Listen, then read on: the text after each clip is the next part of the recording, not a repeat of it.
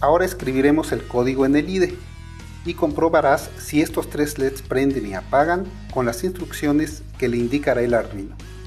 Para ello, te mostraremos un código simple que prende y apaga los LEDs, con todas las variables y sentencias a ocupar. Esto deberás teclearlo en un archivo nuevo en el IDE. Escribiremos el código para que prendan los 10 LEDs. Tecleamos un encabezado indicando el nombre del programa y lo que hace. Recuerda que esto se realiza con diagonal asterisco al principio y asterisco diagonal al final para indicar que es un comentario y no parte del programa. Declararemos 2 elementos o variables a utilizar. El primero es un arreglo llamado LEDs, constituido por los números enteros que se encuentran dentro de las llaves. Las llaves se usan para agrupar valores de arreglos. Para terminar, se escribe punto y coma. Como se mencionó anteriormente, en este lenguaje de programación, todas las sentencias deben terminar con punto y coma, y cuando se requiere agrupar un conjunto de sentencias, se hace también con llaves. Un ejemplo es cuando se escribe una rutina completa, también conocida como función, o bien para agrupar las sentencias que se realizan dentro de una estructura if o una estructura for. Y después de la llave de cierre no se escribe punto y coma. El segundo es una variable tipo entero, llamada tiempo red, a la que asignaremos un valor de 400. Esta variable se utilizará más adelante para el funcionamiento de otra sentencia llamada delay. Una vez declaradas las variables, comenzaremos a teclear las instrucciones que le enviaremos a la tarjeta Arduino. Estas instrucciones comienzan con la declaración de una función. En nuestro caso, utilizaremos la función setup, paréntesis que abre y cierra. Recuerda que la palabra que le antecede, void, indica que la función es llamada para que se ejecute, pero no devolverá información alguna. La función setup se escribe una vez al principio del programa y sirve para configurar el funcionamiento de la tarjeta Arduino, es decir, para establecer si sus terminales se usarán como entradas o salidas digitales, entre muchas otras opciones.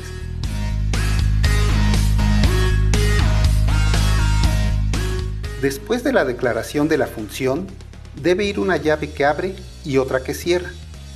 Dentro de esas llaves se escribirán los detalles de configuración de la tarjeta Arduino. Primero escribiremos la sentencia llamada pinMode, que configura el pin de la tarjeta Arduino, especificando dentro de los paréntesis que se comportará como una entrada o salida digital. En este caso, output implica que se le está indicando comportarse como una salida digital, es decir, se habilita el pin para enviar un voltaje bajo, tierra o 0 voltios, o uno alto, 5 voltios. Repetimos la sentencia para cada uno de los LEDs del 1 al 9. Para agilizar la escritura, puedes copiar la primera sentencia y después pegarla en los otros renglones y cambiar únicamente el número del LED. Posteriormente, declaramos otra función llamada loop. Esta función hace bucles, ciclos, de forma repetitiva. Le permite al programa ejecutar las sentencias que se encuentran en ella de forma ininterrumpida en tanto esté energizada la tarjeta. Las sentencias que escribiremos entre las llaves después del encabezado de la función las dividiremos en 2 partes para su explicación. En la primera de ellas vemos a la sentencia digital write. Esta sentencia envía a la terminal especificada un valor alto, high. Esto hará que el LED prenda. Dicha sentencia debes repetirla con los LEDs del 1 al 9. Posteriormente, escribimos la sentencia delay. Esta sentencia hace una pausa en la ejecución del programa por el valor de tiempo especificado dentro de los paréntesis. Como recordarás al principio, en la declaración de variables le indicamos que tenía el valor de 400. Este valor corresponde a milisegundos. y se refiere a que el programa enciende los LEDs. Posteriormente hace una pausa de 400 milisegundos para luego realizar las siguientes sentencias. Esto implica que los LEDs quedarán encendidos durante ese tiempo. Para las siguientes sentencias también se emplea Digital Write con los 10 LEDs, pero en este caso se le indica a la terminal especificada que envíe un valor bajo, low, esto es, que apague el LED. Al final de estas sentencias escribimos otro delay llamando nuevamente a la variable tiempo red, que sabemos vale 400 milisegundos, lapso durante el cual mantendrá apagados a los LEDs. Finalmente se cierra la llave de la función loop. Ya que escribiste el código, guarda el archivo en tu carpeta curso de Arduino, con el nombre que te sugerimos, alto simple. Con los 3 LEDs correctamente colocados, conecta el Arduino a tu computadora, identifica el puerto al cual está conectado y carga el programa a la tarjeta para que lo veas funcionar. Observarás que se prenden todos los LEDs, en nuestro caso 3, durante 0.4 segundos y luego se apagan por otros 0.4 segundos, lo cual se repite cíclicamente. Antes de continuar, deberás completar la conexión de los LEDs faltantes. Ahora te mostraremos un código modificado que realiza lo mismo que el anterior, es decir, prende y apaga los LEDs. La diferencia es que aquí son menos líneas de códigos, pues utilizaremos el elemento denominado en programación estructura de control. ¿Recuerdas que en el programa anterior, para poder encender los 10 LEDs, tuviste que escribir una sentencia por cada LED? Al utilizar una estructura, solo escribiremos una sentencia, la cual encenderá y apagará los 10 LEDs. Como podrás darte cuenta, las estructuras nos sirven para simplificar líneas de código. Al empezar, declaramos un encabezado escribiendo el nombre del programa. Declaramos las variables que se utilizarán a lo largo del programa, 5 variables tipo entero. Nuevamente se utiliza la función setup. Dentro del cuerpo de la función, que inicia con una llave que abre, escribimos la sentencia pinMode. Esta configura al pin especificado dentro de los paréntesis a comportarse como una entrada digital. Escribimos bot, que fue una variable tipo entera declarada al inicio del programa. Lo que escribimos a continuación es la estructura de control denominada for. Su sintaxis es de la siguiente manera. Primero la palabra for, luego se abre un paréntesis, se escriben 3 partes que componen la cabecera de la sentencia for: inicialización, condición e incremento, y se cierra el paréntesis. Se utiliza para repetir un bloque de sentencias encerradas entre llaves. Por lo general, se utiliza un contador para incrementar y terminar el ciclo. La estructura for es útil para operaciones repetitivas y se usa a menudo en combinación con arreglos para operar en los conjuntos de datos o pines. Dentro de esta estructura, escribimos la sentencia pinMode, que configura el pin especificado, este pin, a comportarse como una salida digital y se cierra la llave.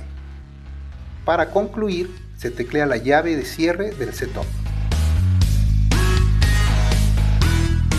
Ahora declaramos la función loop, que como ya comentamos anteriormente, realiza ciclos de sentencias en forma repetitiva, controlando activamente a la placa Arduino.